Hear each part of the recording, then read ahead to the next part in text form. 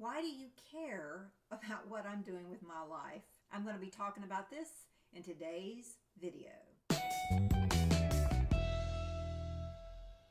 Hi, I'm Amelia, and I am going on a reinventing journey in which I'm transforming myself into something new. I retired early about 4 months ago, and I am facing such challenges as lots of time that I have to figure out how to fill, no income, and people's questions when I wonder if they really care or why they really care about what's going on with me in my life. I don't know if you are subscribed yet, but if you haven't subscribed to this channel, Reinventing You, please click on this little square here on the screen or below on the red button and subscribe today. So why do people care about what's going on with my life? Why do people care about what's going on in your life? Sometimes I feel like, are they just trying to gossip, or are they just wanting to be nosy? Do they feel like what I'm doing in my life has some impact on their life? I'm never really sure, and I usually just end up feeling disgruntled, and then when they don't act very nice about what I tell them, then I get disappointed, they're disappointed. So do people really care about what's going on with me? I realized I was asking the wrong question. What I should be asking is, who do I care about? Who are the people whose good opinions or feedback or care and love do I respect and want and need in my life? A couple of months ago, I talked about the square 1-inch piece of paper. This is an idea from Brene Brown, and on it you should write down the names of the people who are the most support, or their opinions matter, or they are the ones that you're going to go to when you're going through difficulty in your life. Now, it's not going to be a very large list, because let me tell you, 1 inch is not very big, but you should write it down, keep it in your wallet, or keep it someplace safe so that you can look at. These are the people, if they ask, hey, what's going on with you, or what are you doing now, you're going to really tell them, and you're going to give them the full story. I started thinking about that, and I said, I need to really think about the people who really care for me. But then I realized sometimes that care group is expanded a little bit.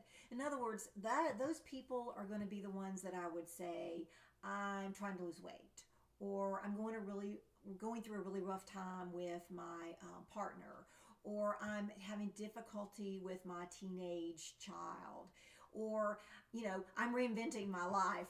Those are the people that I'm going to go for those things. But what about things like, I think I'm going to change my vision statement, or my core values are getting tweaked a little bit, or my spouse is being moved to the other side of the country and I'm going to have to go with them.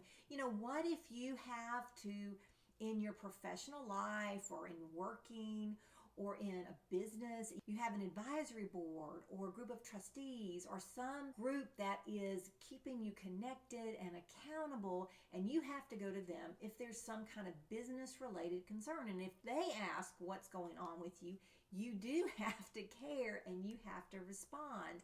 And I was trying to figure out how you can go about figuring out who those people were. So I thought, well, maybe you could try mind mapping. Now, mind mapping is a way to brainstorm certain areas of your life. And so this was what I was trying to do. And so I have an example here. This is sort of a generic mind map where I have higher power. For me, that's God, but it may be different for you, and myself in the center. Outside of that are the ones who would be on the 1-inch square piece of paper, maybe your romantic partner, close friends, close relatives. And then outside of that, I have 1 through 18. Now, it could be more, it could be less, but I just trying to think of people on an advisory board, or people that you are accountable to, that you have got to go to when it's a business concern. Now, for me, I don't have an advisory board, but I do have you. You're my follower, you're my watcher, you are hopefully are subscribed, and you're the ones that I'm accountable to. So that would be the ones in that area. But if there's somebody else outside of that area and they ask me a question like, what are you up to? I have to take a deep breath and I have to say, okay, this person is not in any of those mind map lists. They're not on my 1-inch square piece of paper. How do I handle this?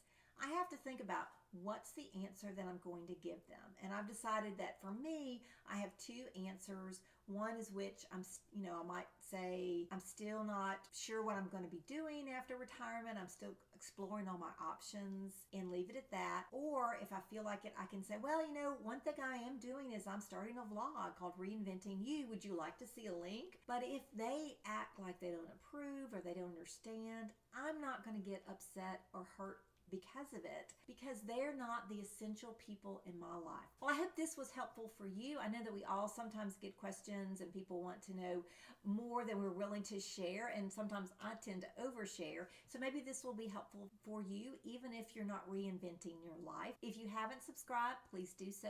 And if you have subscribed, please don't forget to click on the bell. It's right next to the subscribe button, and that makes sure that you get notified whenever I post a new video. As always, I'm trying to post twice a week, and I can't wait to see you on the next video. Have a great one.